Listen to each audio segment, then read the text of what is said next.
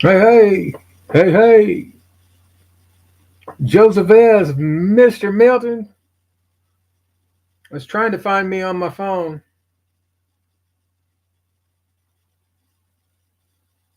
Hey, there it is. Hey, there it is. Turn that down.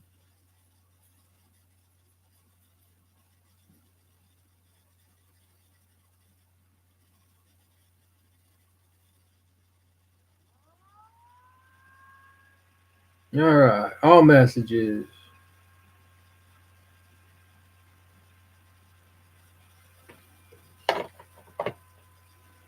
I'll get all this figured out one of these days.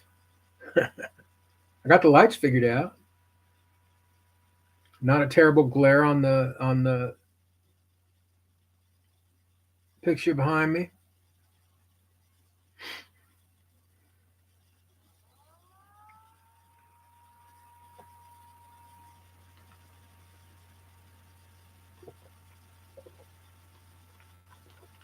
Oh,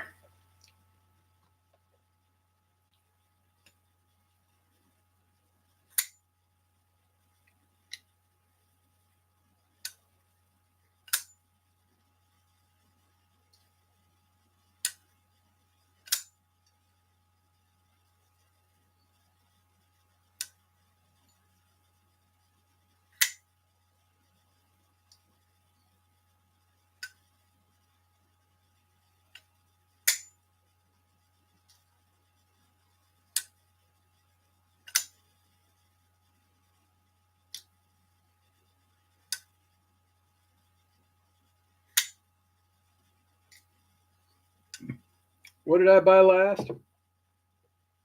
Well, I mean, other than the 27 imaginary knives I bought off of Amazon, actually,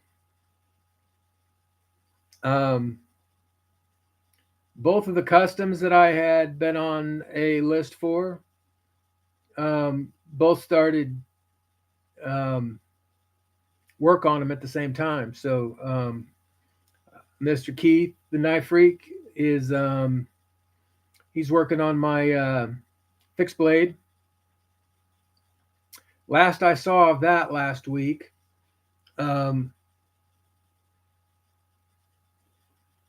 I got I got video. He had it down to like 600 grit or something like that. It was looking really good.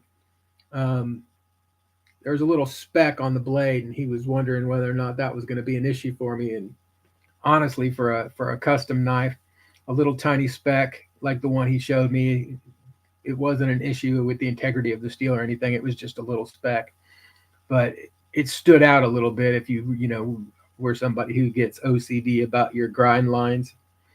But last I saw, he had handles on it, and it was getting glued. So that's kind of cool. And then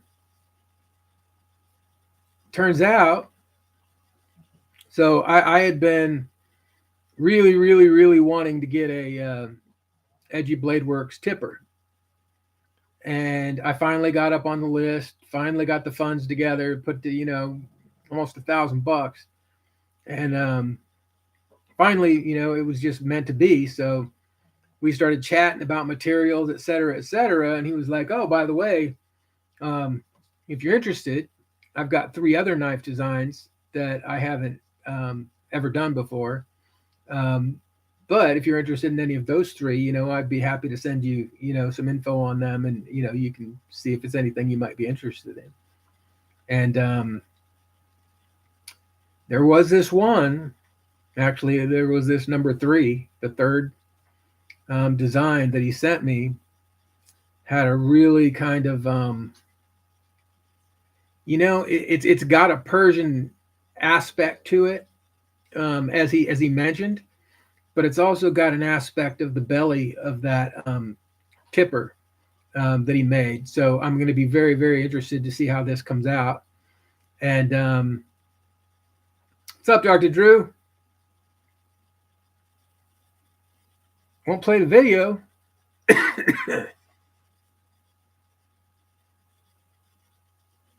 Well, hope you have a good one, man.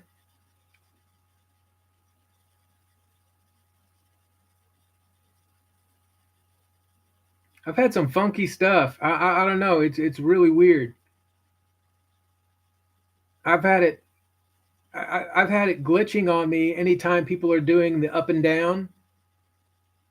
I've had these really weird glitches where it's just like all of a sudden I'll hear the audio, but the video will be gone, and it won't have a error message or anything. So, but I haven't had that happen on any of the normal streams that we watch. Um, and I know this one's not up and down. So I actually thought about um, doing a doing the stream from out in the shed, but I still can't figure out how to get that signal. And it's weird because I mean, literally, the shed is like less than 50 feet away from the house, and the main hotspot for the router is in a window that's closest to where the shed is. So I would think I'd be able to get a pretty good signal out there, but no go. So I think what I'm going to end up doing is I keep threatening y'all with some videos, actual videos on my YouTube channel. So I think maybe I'll have to do a shed shoot video, um, and then just do it that way. Um, we had big trash pickup, which they do a couple times a year, and I went through and cleaned out the entire shed, moved a bunch of stuff around. Um, I put like a 55-inch TV up in there that was getting ready to get thrown in the trash. It's got a couple of pixels up across the top that were a little bit annoying, but for a shed TV, it's perfect. Absolutely perfect. So I got that set up, and then I've got a new little surface that I'm going to utilize for mostly just hand sharpening. I wanted a little station where I could do some hand sharpening. And the funny thing is you would think in the house here, what's going on, Palmer? You would think in the house here would be a great place to set up a little sharpening station.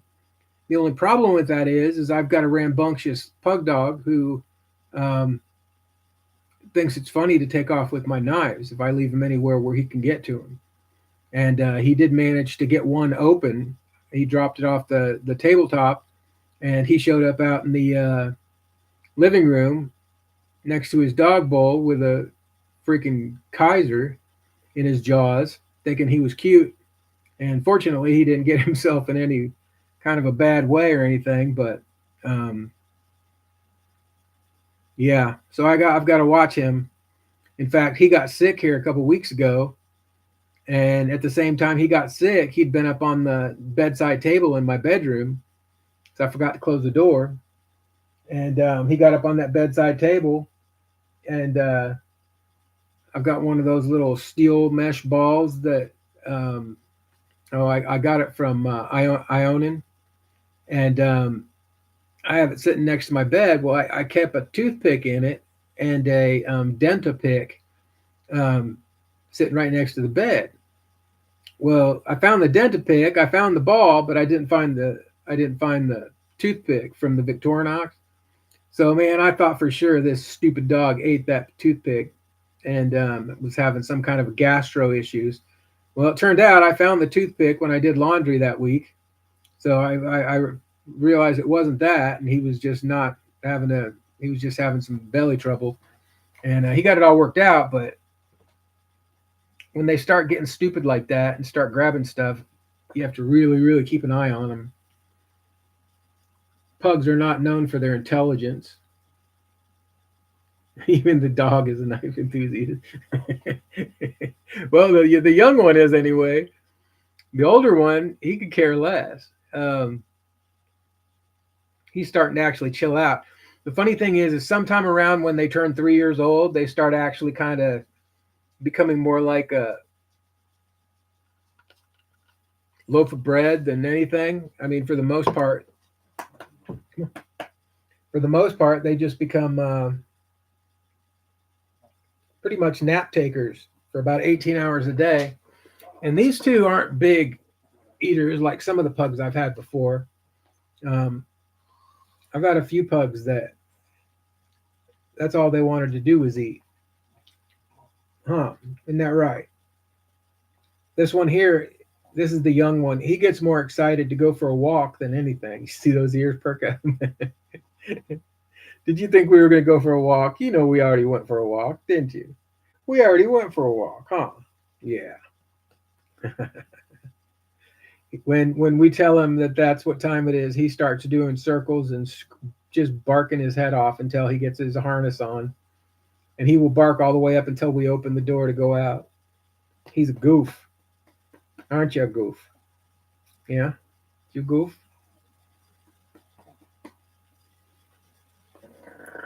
And he's got OCD. He's funny. When he walks, he's just like he only has one speed. I'm trying to train him, but he uh, he gets focused on something in front of him, and he's just like seriously OCD. And he can see like people or other dogs all the way down the street from like a half mile away. And as soon as he sees them, that's it. I mean, he's got that freaking leash stretched all the way out as far as he can get it, trying to get there as quickly as he can. And then he sees something else and then goes off on a different direction. At one point, I had him connected. I had a dual lead where it went about 2 feet down and then it split off. And this guy here is so OCD, every time his brother would be taking a crap, he'd take off and then his brother would be getting drugged down the sidewalk. If somebody had a doorbell camera with some of that video on it, it'd probably be worth $10,000 on that TV show. Isn't that right? Isn't that right? Yeah, that's right. So to answer your question, I do have a couple of knives coming, customs, and that's a different kind of anticipation than what I expected. Um, Remember when you were little and you slid down the pole on the playground and you got that little tingly feeling down you? It's like that. That's what it feels like waiting for customs to come in. It's just a tingly feeling all over. That's right. That's right. The tingly feeling all over. Um, the other cool thing is I also got to put an idea for a name for that knife into the ring as well. And normally he said he lets his wife and kids name the knives, but we'll see what happens. I'm not going to let anything out of the bag yet. But after they released back the funds that I put out there for the Amazon sale, I did pick up a couple of Kaisers, some of the older Kaisers that were on clearance, basically. Um, I picked up two more Kaisers, I think, for like 60, 62 or $63 with shipping. I got a Towser K, Oslo Towser K, and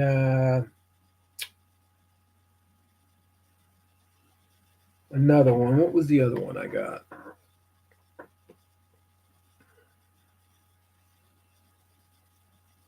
And a sheepdog.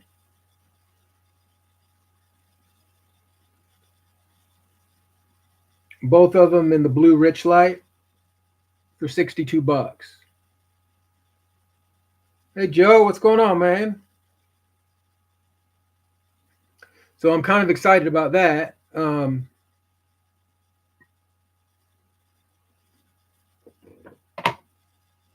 a sucker for a deal, and I'm not so much for my personal collection. I'm not really big on the hyped up stuff. You know, I mean, I appreciate the content and I enjoy watching it. Um, But I do get quite a bit of joy out of finding a good deal from time to time. And I see a lot of people do. I'm aware of that. But like in the instance of Kaiser, I'm a little bit late to the show. But the 4 or 5 Kaisers I've gotten were all worth well over, where they were retailing for well over $100. A couple of them well over $200. And I think the only one that I actually paid full price for was the Kaiser Phoenix that old Marty put out. Hey Scott, what's going on, man? Joe, what's happening?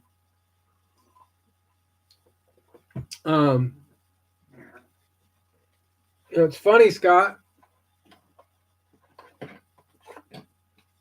I'm gonna have to get this out to you, buddy.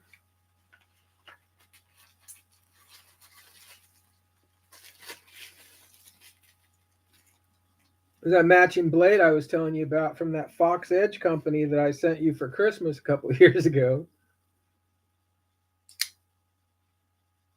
I'm gonna send that to you so you can make some pretty pictures out of it. You know, when you have 2 of them, it might be worthy of some actual photography, huh? Hey, get off my leg, dude. That hurts.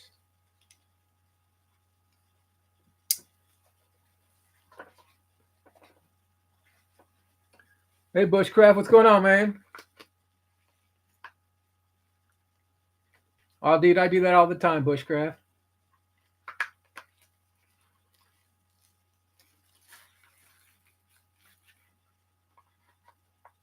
In fact, listening to all these random lives,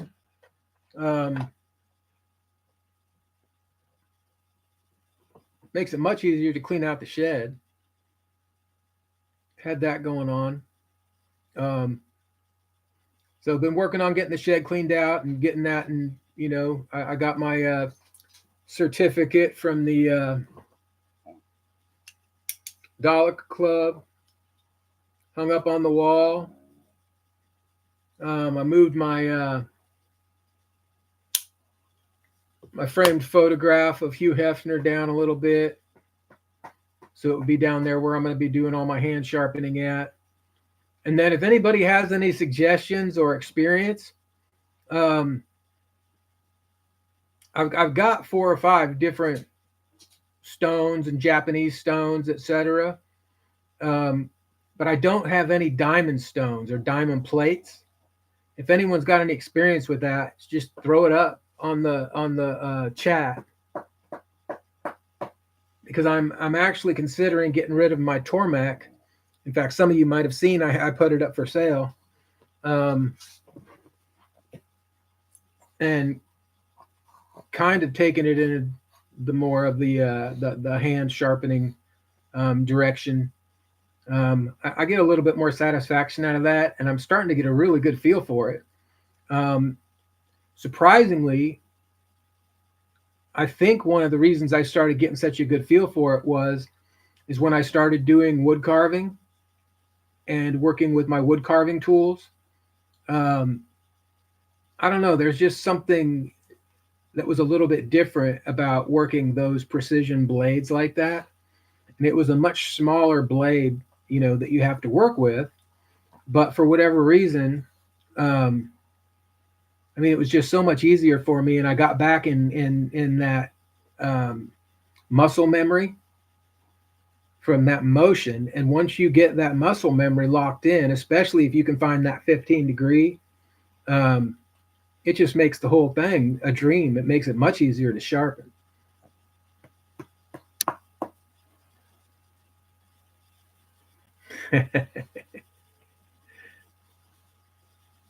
Well, right now it's Grand Kid. I only have one. But even though I haven't been told this by my son, word on the street is that him and his wife are expecting their 2nd child. And I think one of the reasons they kind of keep everything mum is because their first child, my first grandchild, and then this one are both in vitro. So they're probably just keeping it close to their chest until they get to a point where they're comfortable enough. But they're also moving back to the Austin area. They've been living up in Dallas for the last couple of years, so that's kind of cool. They'll be a lot closer, so we'll be able to hang out. Oh, book. More children's for you to play with. Yeah. Um,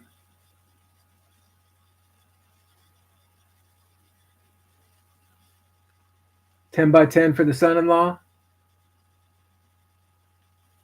For a workspace or for a living space, Joe?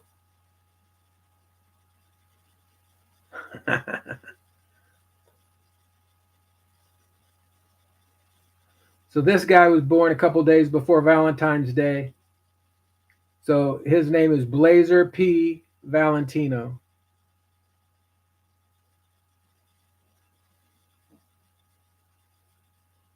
And he just turned 2, so he's still got a little puppy in him. He's the one who likes to pull knives on people. For storage. The reason I ask is because we just had a change in zoning here in Austin. We just had a change in zoning here in Austin, and now you can build those little homes and shed homes and stuff like that on your property, and you can put 2 additional dwellings on each property, and you don't have to have additional parking or anything like that. So I've seen a couple pop up in the neighborhood, individual, like the next door neighbor has a 20-foot. I don't know if it's quite 20 foot. It might be close, but like one of those ocean containers converted into a office space in the backyard. So that when they work from home, they've got their own little space in the backyard. And I saw another neighbor use the same company and built one similarly in size anyway. That is a little home, and then they just built a path, and the people come and go through the back gate. That wouldn't work for me just because of the dogs, and my lack of like of most people. So I wouldn't be a very good landlord, I don't think.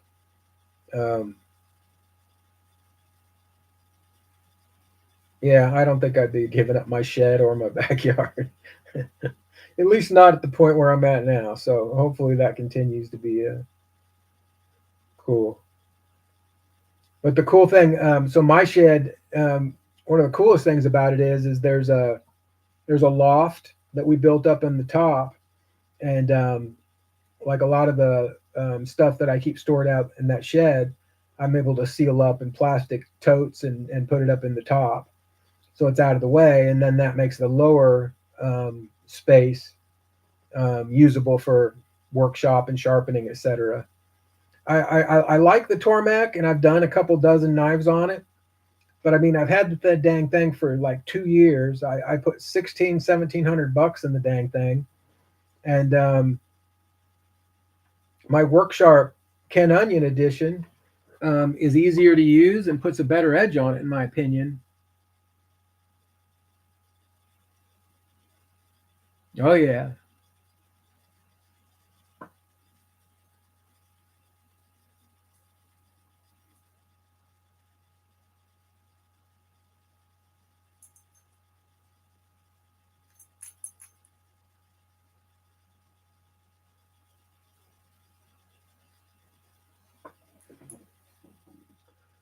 Well, actually, Scott, I think the value is there in the Dalica.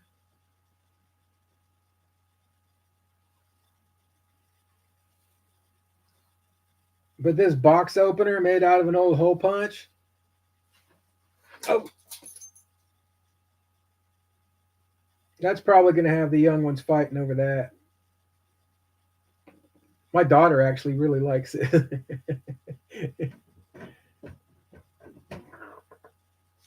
Update on the Camco Barlow. I think you can see it in there. Rinsed off all the rust remover, and then put it in some vinegar Release the rest of that rust, and as you can see, that was white vinegar. That's got a pretty rusty hue to it, so it's getting the rest of that rust out of there. So we'll let that go a couple more days, and then I'll get it out and start cleaning it up, doing the hard work part.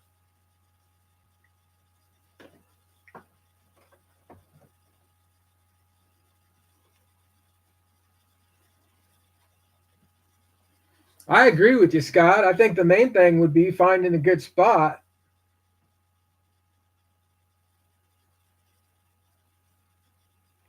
And I'm perfectly fine with it being out in the middle of nowhere.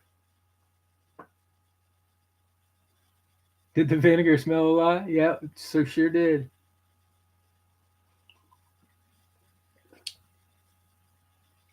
My my ex used to drink a couple shots of that stuff every morning. I think she did the apple cider kind though. And I kind of got used to the smell.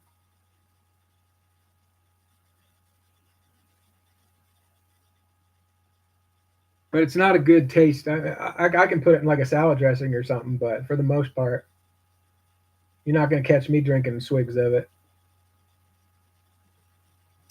So what else we got going on? We were talking about the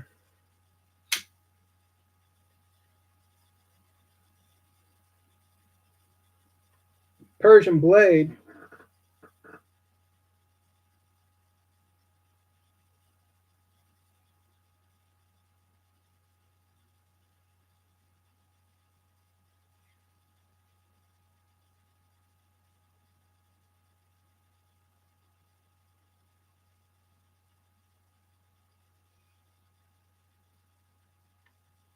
And I kind of like that blade shape, that Persian blade. Um, Evaporust. Going on, Cole. The I think the blade material that he's going to use on the knife is AEBL, and I think he said we were going to darken it, um, and then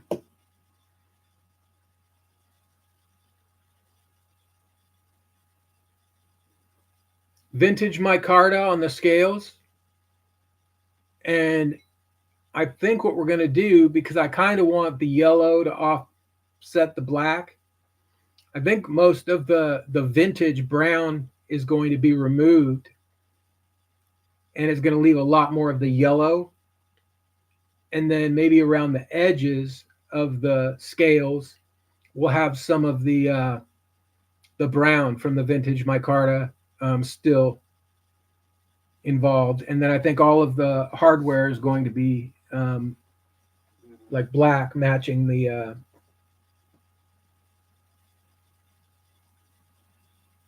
blade. So he's got everything cut out, and he was working on matching up the holes.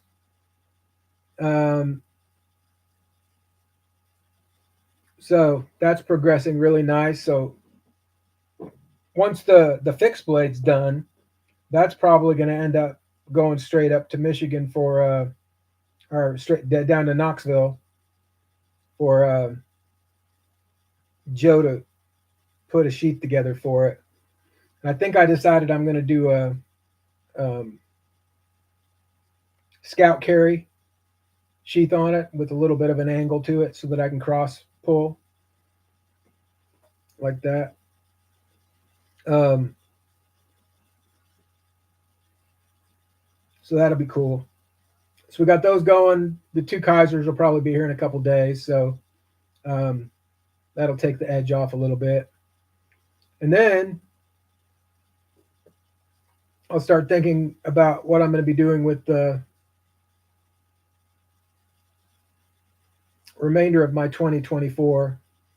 Because I'm going to have to focus for a couple months on getting stuff ready to go on the trip to Vegas. And then I can get back to some knife stuff again after that.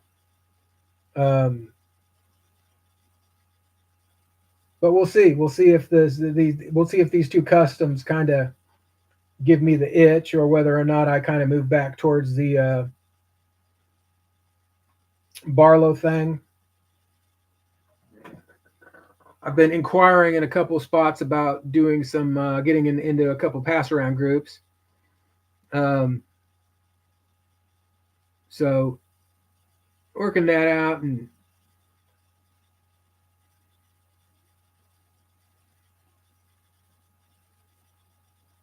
yeah, yeah. And I don't know if you were in here when I said it, but normally he lets his wife and kids pick the names for the knives, and he let me throw a name in the hat. So I'm not going to jinx it, but we'll see what happens. If his wife and kids like the name, then it might stand a chance. So we'll see. We'll see. This I've been flicking this Megatherium quite a bit that I got a couple weeks ago. And the funny thing is it like acts like it's just perfect, like it's breaking in really well. And then all of a sudden, it's like that. Nothing. And then you can hit the flipper, but I don't have my fingers on the lock or anything. But just out of nowhere, you can't flick it on anymore. It's like the detent just changes. See, like right there. And it's got a big old giant hole on it, but if you get too far up on the hole, it doesn't work either. I'll keep working on it. What's going on, Carco?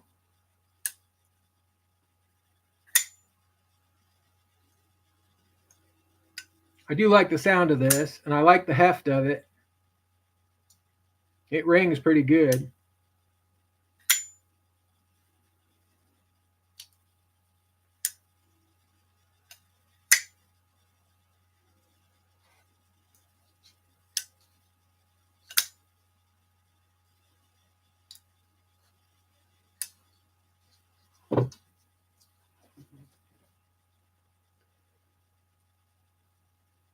So I'm sure quite a few of you got a refund. Any of you order anything after that? Any of you guys got anything coming in?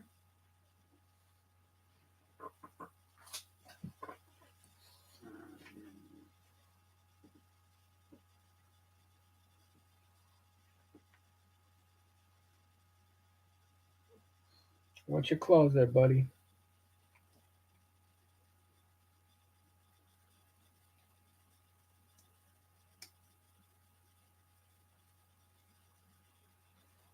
This little GEC 14's been getting quite a bit of pocket time. I got a decent little deal on it because it was a user, and that's all I planned on using it for.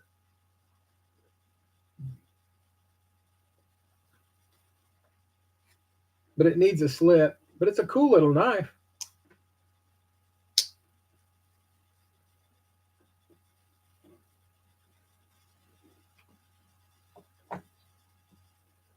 And I actually got to use my I'll put a picture up on Instagram, but I actually got to use my Barlow to open a beer the other day.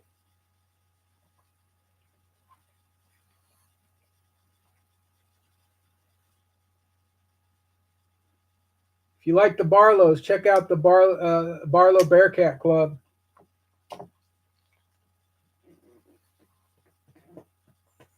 What are you doing, bub? What are you doing? Huh? Trying to take over the show? Well, tell everybody a joke or something. Huh? You don't have any jokes? You don't have any cat jokes? No? All right. Suit yourself.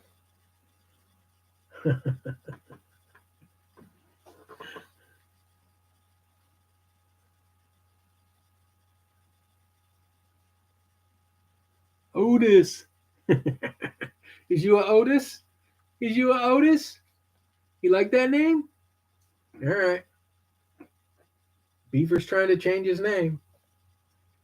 Beaver said you look like a Otis. You got to think about that, huh?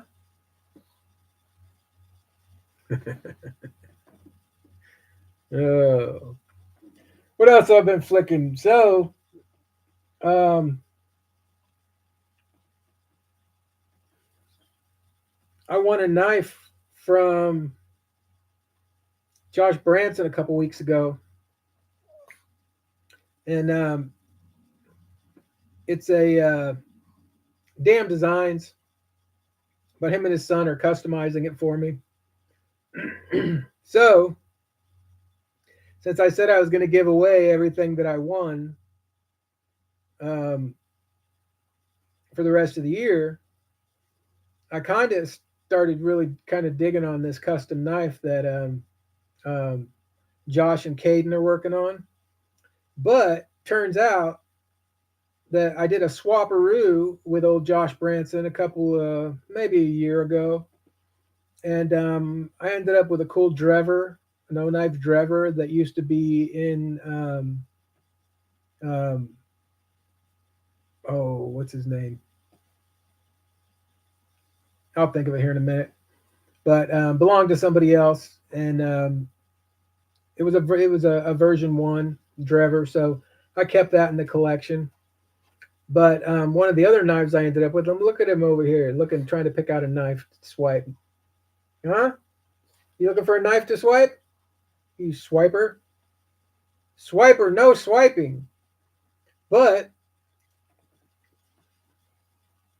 I'm gonna, whatever I win for this next couple months, I'll put with this as well.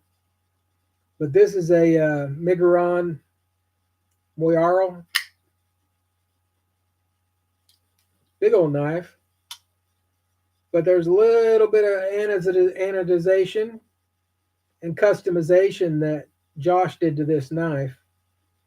So when I do that giveaway here in a couple months, I'll add this Miguron in place of the Damn Designs, because the Damn Designs that he and Caden are working on, that's just going to be too cool to let it go out of my collection. Marty!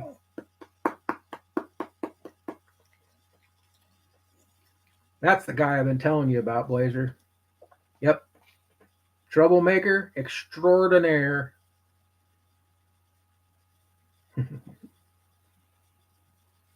Ruh-roll. Say ruh-roll. We got to worry about that Marty guy? Huh? No? You'll bite him on the ankles? Yeah? I don't blame you. I don't blame you at all.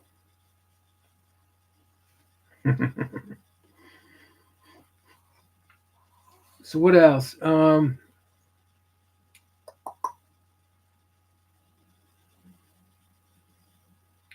School's been interesting. Starting to get to a more technical part of the class, I think, starting this week. I think the last 5 weeks has kind of been Internet of Things 101 basics. I've been able to stay pretty focused on everything. What's up, Five Door?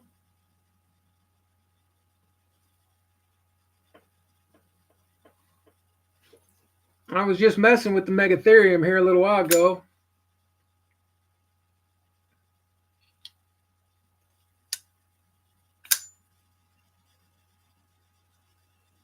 That's the knife I used for that BLT on that BLT that I did a little video on Instagram. And I made a Reuben tonight, and I thought about getting out everything and taking a picture of cutting that, but I was so dang hungry I just couldn't do it. And turned out, man, that was a hell of a good sandwich. I mean, it deserved to be on film for sure. Um, man, I'll tell you what. Every now and then, I could have sold it. That's when you know it's good, when you're like, yeah, I bet if I sold these, people would come buy them. When you make one of those kinds of sandwiches, you're like, yeah, buddy, I robbed you of the sandwich, but I have just enough to make another one tomorrow. So I very well may bust out the old iPhone and make a little video. Might have to do that. And then definitely I'll corn dog. You know, it was funny because um, the who was it? Shane was talking the other night. He was on doing his show on Sunday night, and he was trying to recall some comment I had made on somebody's post, and I'm just like, dude, I'm equal opportunity. If I see something that strikes me, I comment. Yeah. Yeah, buddy. Yeah, buddy. Ruben Part 2. Yes, sir. I'm not at Sunset Valley. That's right. What's up, Pocket Razors? Going on, man? Um, it's funny because I actually that farmers market at Sunset Valley is actually where I found out that I lived just around the corner from a guy who had a knife sharpening company for like the last decade. There was a guy who had a little knife sharpening setup at the farmers market, and I was chatting with him, telling him I was trying to, get some customers in the neighborhood, whatever. And he was like, well, what neighborhood? And I told him, and he's like, you live right around the corner from a guy who's had a knife sharpening company in that neck of the woods for over a decade, and he's quite successful. And I was like, oh, really? And he's like, yeah. So then I was down the street, probably about half a mile from my house, and we have a meat market down there. And I was picking up some steaks and stuff, and there was a big old stack of half sheet advertisements for this guy's sharpening company. And I don't know how he does it so cheap. I don't know if he's got a staff or if he's just been doing it so long that he can. I don't know, because I actually kind of went through the same thing, when Uber came along, and I was doing black car, with my Suburban. Bucky's bathroom. Bucky's will not allow. Every time we've tried to put in a local hole at a Bucky's, it gets. I mean, they don't just cover it up. I mean, they were like replace the whole wall. Facts. Bucky's have the cleanest bathrooms in Texas. I don't know about the rest of the country. They don't let nothing go. You can't put no graffiti on the walls. Nothing. They don't mess around. It's a crazy ass beaver. But apparently they have no problem letting Stella do her show from the bathroom at Bucky's every single weekend.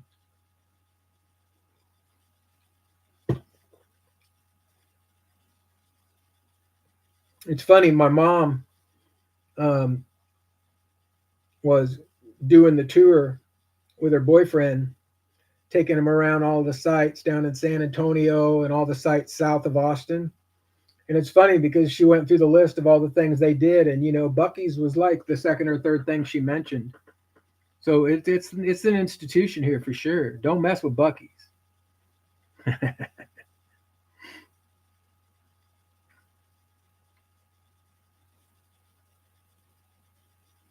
No, at Bucky's, the meat market's the meat market, man. That's where you get your brisket sandwiches at. Don't get these things confused. People are not going to have the right perception of what they're getting themselves into when they go to Bucky's. if you keep throwing these false flags out at everybody. That's a pretty 80s kind of comment to meat market. When was the last time it was called a meat market? Where do you hang out? Like the Tenderloin District. Who the hell came up with that? Yeah. What's up, Todd?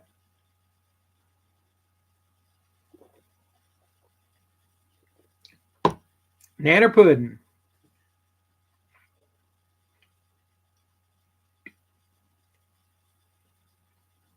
I didn't realize how big of a thing that was until my family moved to Texas.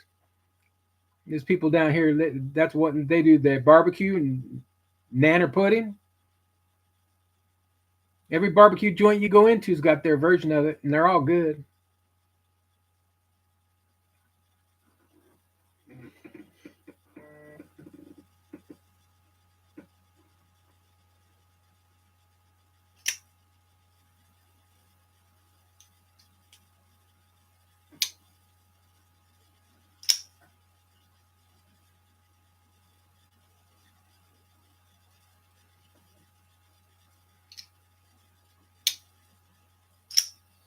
Kubi Vagrant, the Thai scales.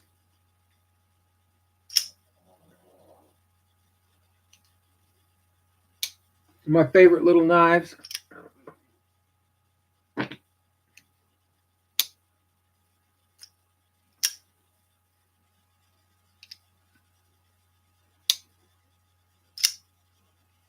And I bought a couple of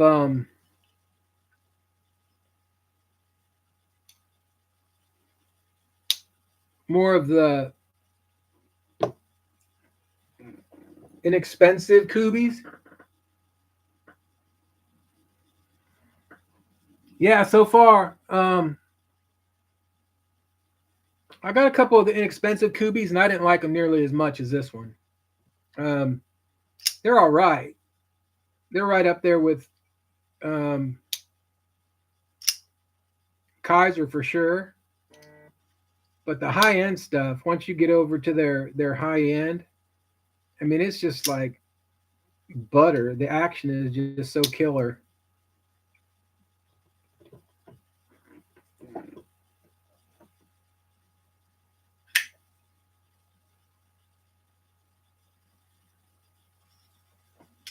Like this one is the same thing. It's just a dropper. Get them fingers out the way. Got my Phoenix broke in.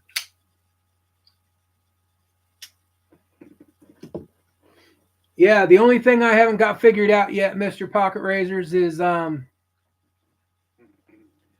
you know, and I've done this all my life. I've kind of tried to do things a little bit different than everybody else, not because I was trying to be different, just because I didn't like the way everybody else did what they did. Um,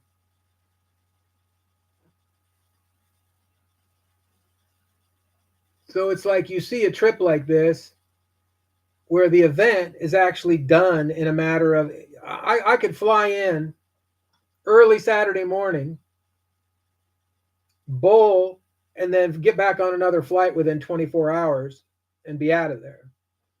But that's not how I operate. I've always been somebody who used up all their vacation, all their PO, whatever free time, anything. I would even take trips and tell, employers, I don't care if I get paid. I'm still taking the trip. But I've always been somebody who had to have something that's next so that I had something, that carrot, to kind of keep dragging me along. So it just didn't make any sense. I was looking at taking this trip and, flying in on a Thursday and flying back out on a Sunday. And when I started looking at the actual cheapest tickets, it was Tuesday to Tuesday. And I've got family there. I've got a cousin and an aunt there, and Demonox there. And then my guys from here in town will be there for 4 days. So I started thinking, well, why not stretch it out to an 8-day trip? And So I think that's might be exactly what I'm going to do is get the cheap Southwest ticket. And I'm not really a big fan of the cattle call that they do on Southwest, but Southwest does allow you to take 2 bags, and when you're bringing a couple bowling balls, that's a big deal. Normally, I'm a carry-on guy, but kind of hard to carry on a couple bowling balls. So Southwest it is. And then I know this is kind of silly. Some of you will understand. Um, I have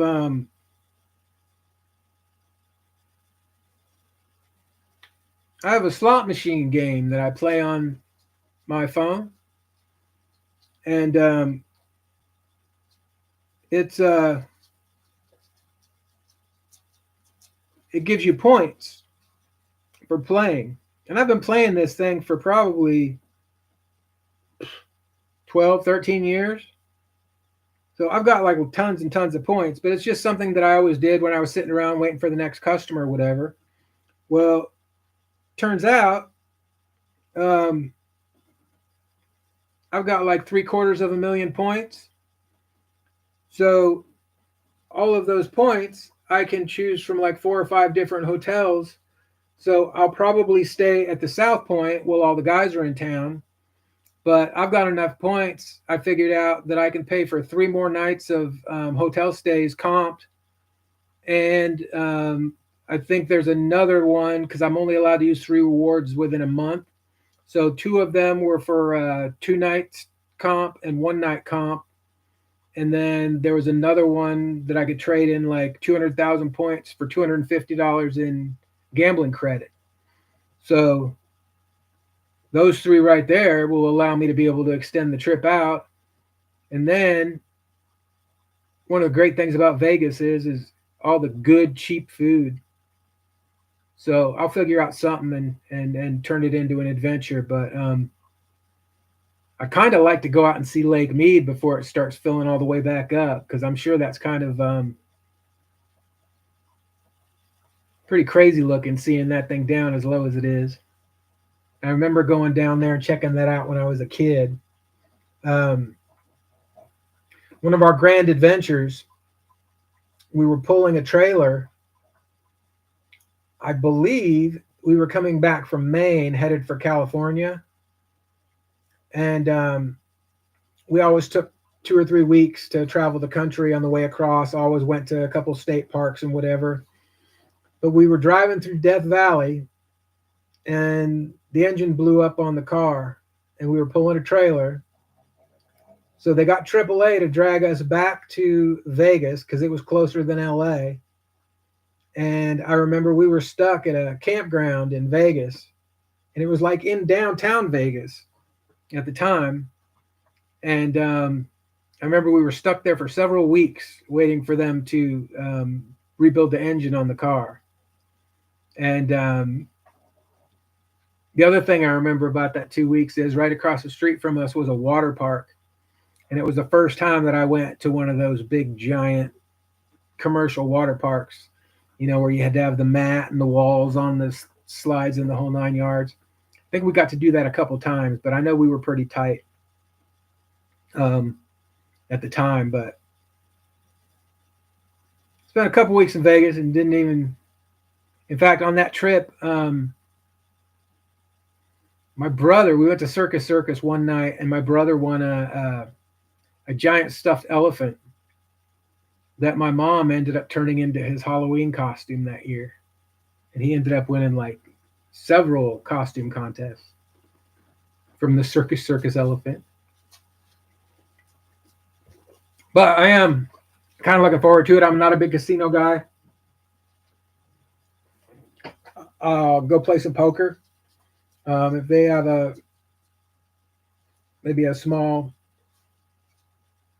$100, $200 buy-in poker game over at the what's it called? MGM Grand, the one with the pyramid. Yeah, MGM Grand. I think I got 2 nights comp there plus 250 in gambling funds. Yeah, I remember that. I remember that Hoover Dam. But it's always fun going back to places that you went to when you were a kid, and not necessarily Vegas. I've been to Vegas a couple of times since then, but um, going to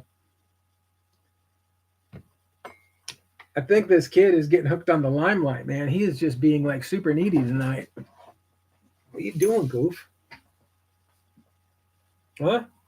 What are you doing? Trying to steal my limelight there, buddy? You're not even in the camera. Look, you're supposed to be looking over here. See? Over here. Look, gotta look at the camera. That's the way this whole thing works. You're a baked potato. Yeah, goof. Um, and I still have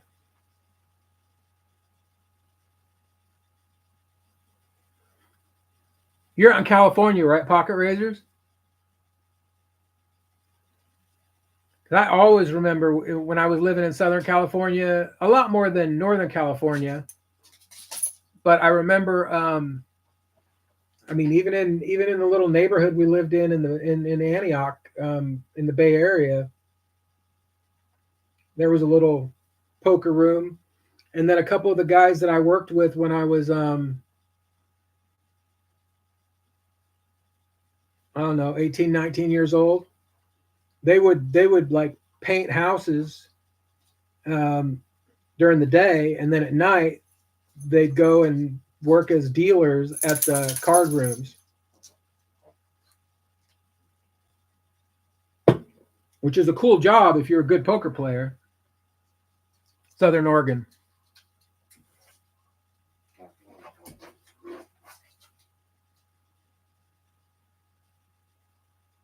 I got a Southern Oregon, Northern California story I'll tell you sometime. I'll have to ask my brother if it's okay to tell it. It's not really my story, but it's an interesting. Well, it kind of is my story. They made it my story. I'll ask him about it, and I'll see if he's cool with me telling that story next week. It's a good story, crazy story, story that'll teach you to be careful who you hang out with for sure. But I'll definitely mention that to him and see if he's cool with me telling that, because I don't want to out nobody. You don't want to be outed. You know what I'm talking about, man? You know what I mean? You know what I mean?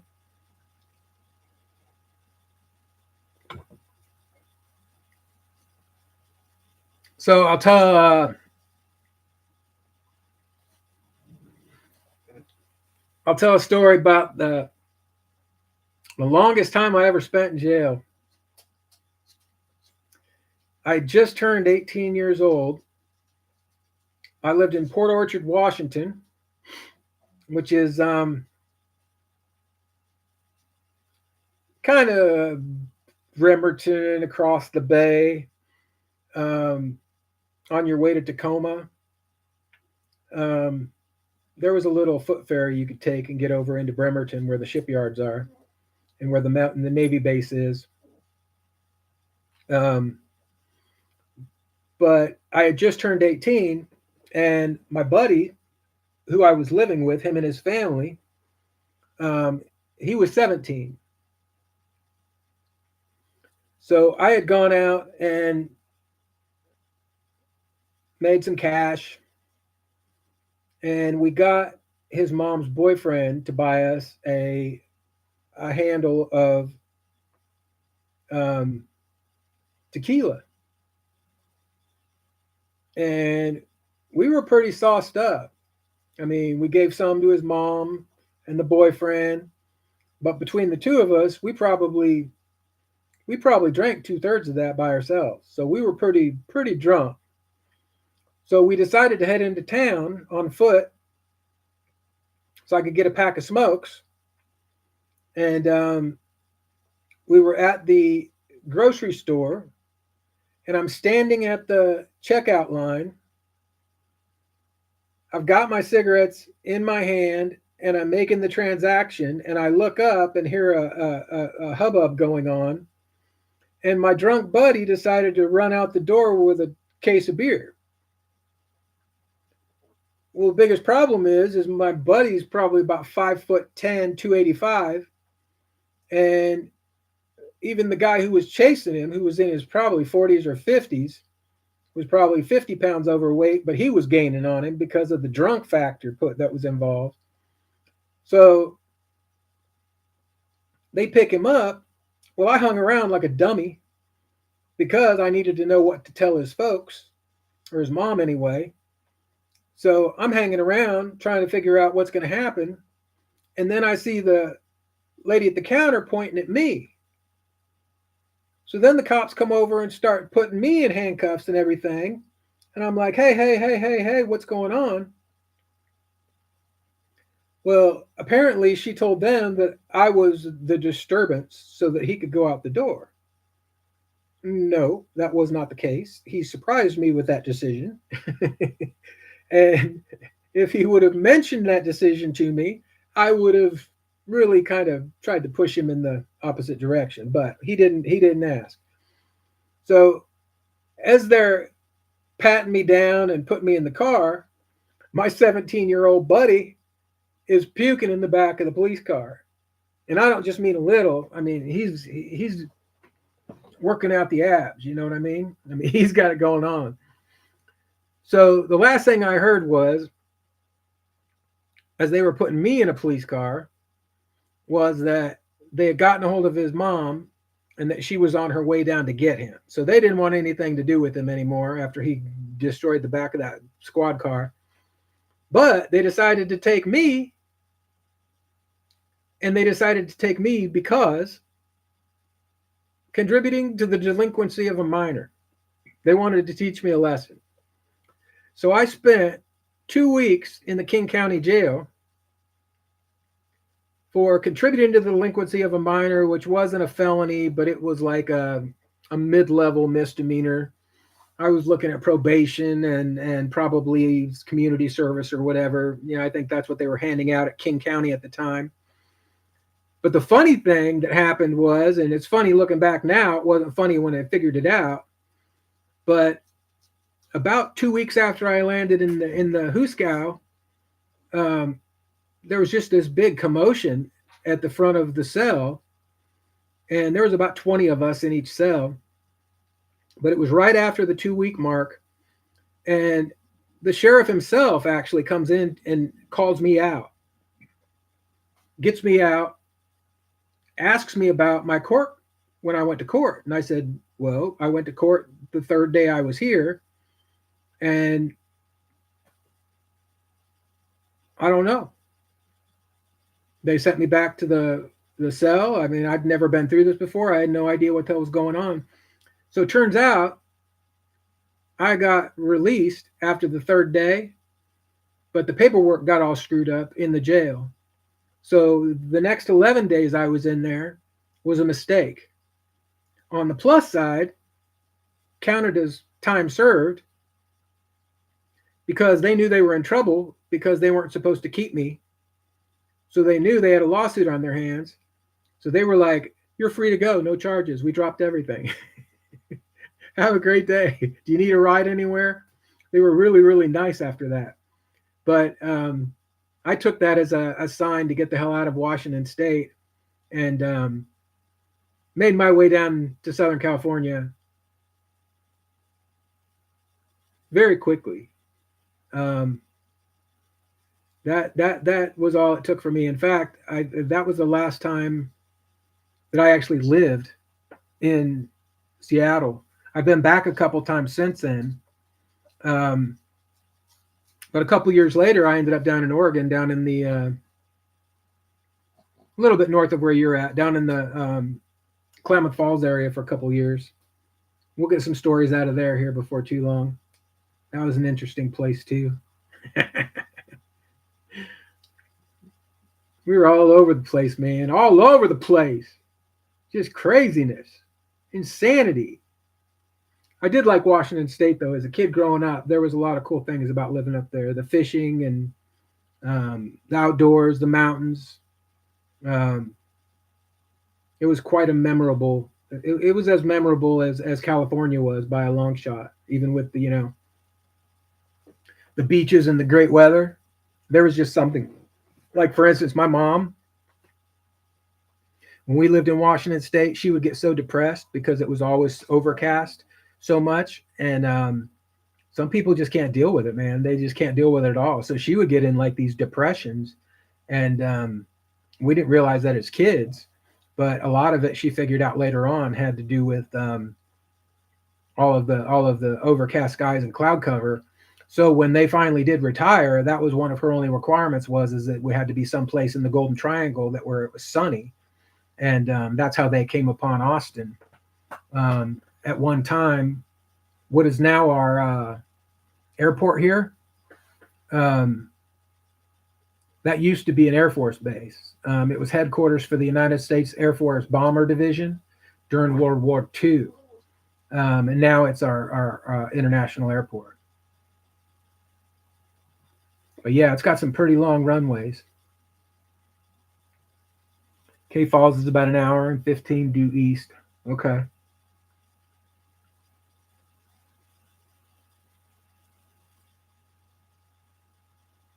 Yeah. Well, my oldest boy is in,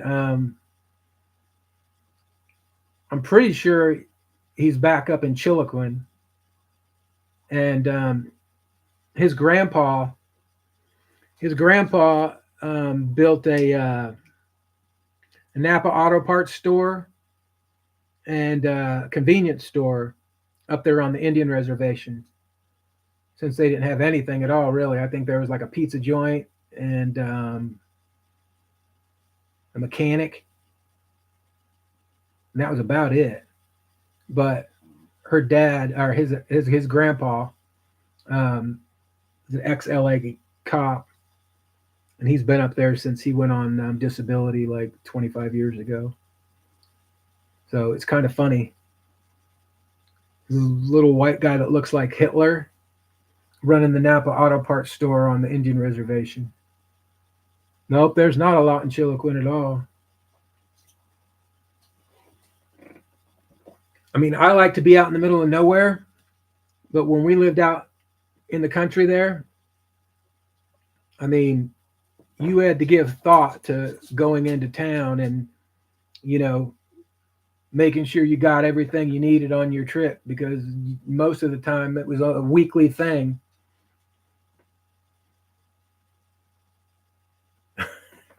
Yeah. And it was funny because the mechanic, like I said, there was only one mechanic in town. So if people broke down along the highway, usually on their way to Klamath, um, if they needed parts, they always had to wake us up so that we could get them parts from the Napa store so that they could go out and make the repairs. And this was back in like the 90s. And her dad was on disability. He fell out of an office chair and shattered his elbow. And that's how he ended up having to leave the LA police department. And it gave him a lot of pain. So this dude would wake up high on oxy in the middle of the night and then go down and get parts for whoever. And there'd be mornings I would wake up and there'd be thousands of dollars laying on the counter. He'd leave his pistol laying out, you know, that he'd always bring downstairs with him when he went to, you know, open up late at night and whatever. But this dude would like sleepwalk through all of this stuff in the middle of the night. And somehow or another, he always got the mechanics the right parts. I don't know how. This guy could be so wasted all the time that he's leaving money and guns all over the place. But yeah, he still got the right parts to the people who needed to get them. Kind of crazy. What's up, Crispy?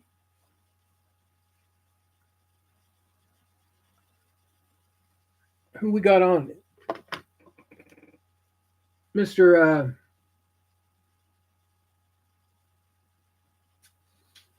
Manganas hasn't been doing his show very often lately.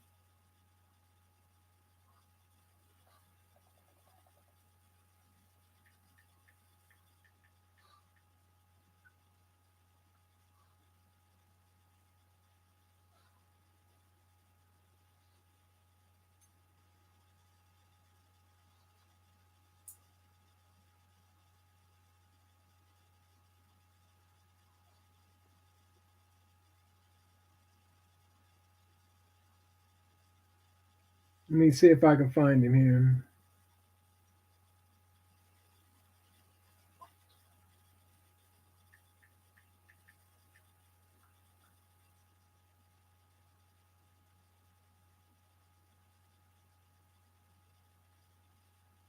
There we go.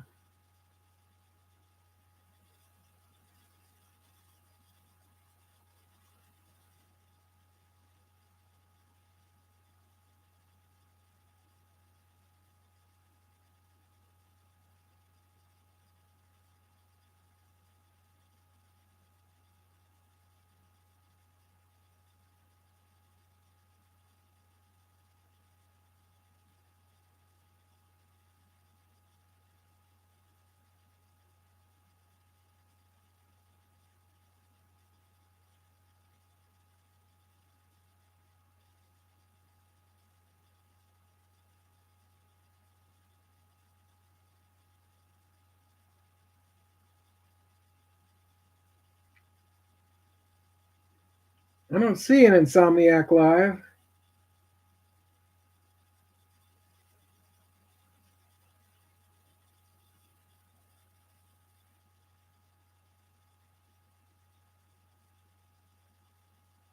Oh well, it's all good.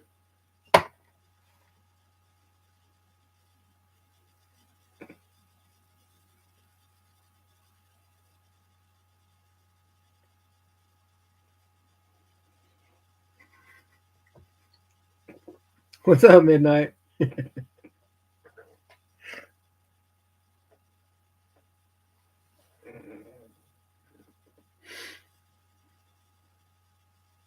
What? Why are you staring at me? Bring it. Bring it. In fact, speaking of Vegas, one of the things I looked up, I've been wanting to do a train trip, but I don't think this is the right situation. Um, it's actually about 50% more expensive than taking a flight, and there's no direct way of getting there from here. So it's kind of I didn't realize how few railways we had in the United States, but there aren't a lot of routes that you can take to move around the country, other than from the major big cities to big cities. I mean, if you want to go from New York to Chicago, go straight through, or Chicago to LA, go straight through. But having been a driver for so long, I kind of want to do one of those train trips just so I can sit there and look out the window. That's one of the things about being the driver all the time is get to look out the window with the rest of the folks.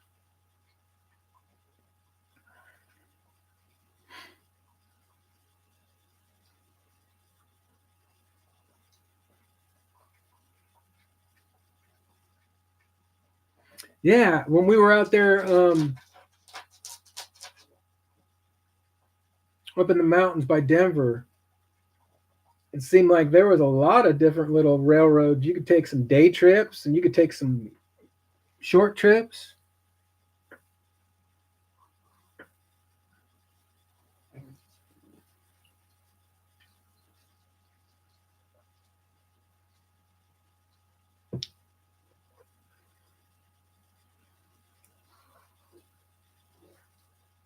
My youngest, her boyfriend has a friend who's been living out on Oahu for like the last 4 years. So they're going to finally take advantage of that situation, and each of the kids, once they graduate, gets to go to Hawaii. And because of the pandemic, we've been putting it off and putting it off. And so she finally gets to take that trip here in May. So I'm pretty happy about that. Um, kind of like to go to Hawaii myself, but right now I've got Vegas in the sights, so that's what we're focusing on. But it's cool that she gets to take that trip and probably gets to see it from a little bit different viewpoint than your average tourist, just simply because um, their host has been there for like 4 years, like I said. So that hopefully will allow for her to have some cool experiences that aren't necessarily on the radar for your average tourist.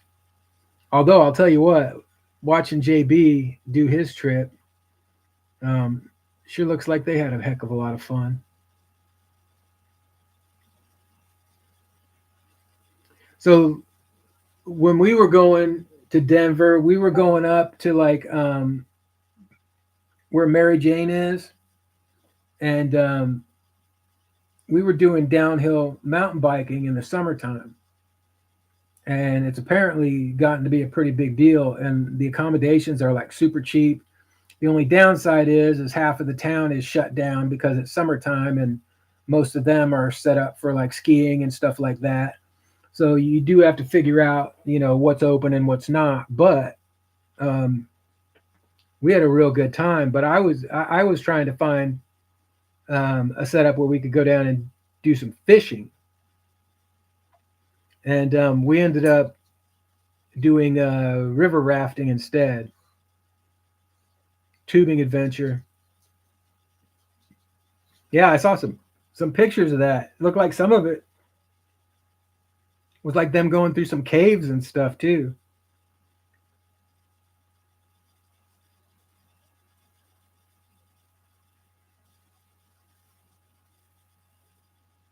Well, one of the funniest things about the last trip we took, I think my daughter was like 16.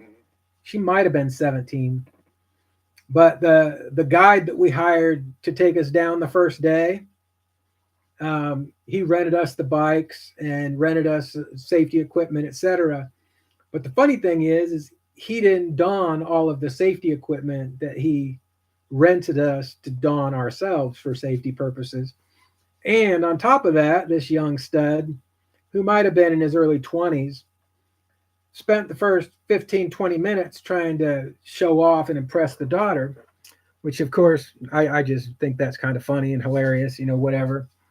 But we were getting it on down, and we were going down, and he let us go first, and he was bringing up the rear, and we made it past the halfway point, and dude was just gone. So we pulled over to the side and took our bikes out of the trail, and we started hiking back up. And probably about a quarter of a mile up, dude had crashed and burned hard.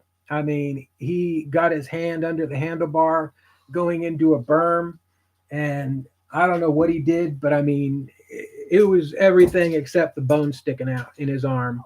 But this dude crashed. I mean, he crashed so hard. Hold on one second.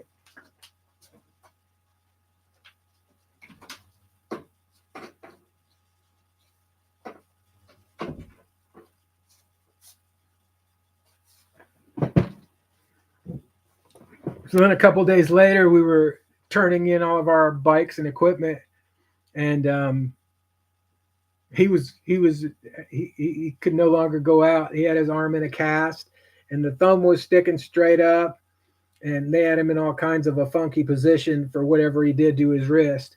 But he said that he was basically going to end up having to work in the shop for the next 8 to 12 weeks while they decided whether or not he was going to have surgery. So he tore it up pretty dang good. He's showing off for a girl.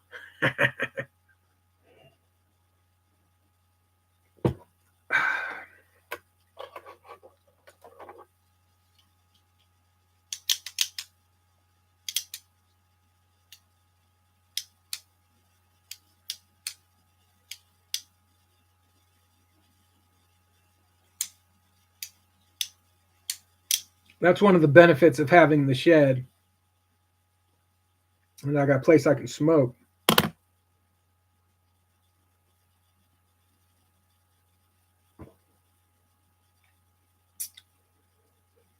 All right, folks, I think I'm going to wrap it up.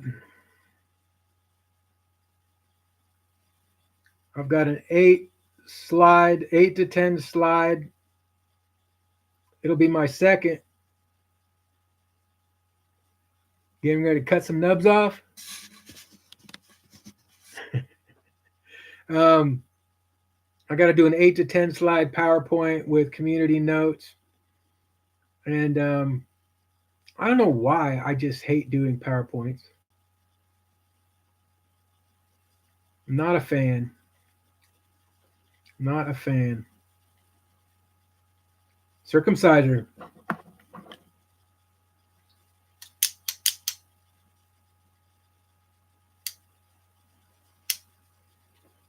That'd do the trick. All right, y'all. What do we got next week? Number 15. Number 15. I'll see if I can put out some sharpening shed content between now and then. And then with the weather being as good as it has, maybe we'll do a fire pit one of these nights. I know I can get a signal from there. All right, guys. Thanks for checking us out. Keep you posted on the customs.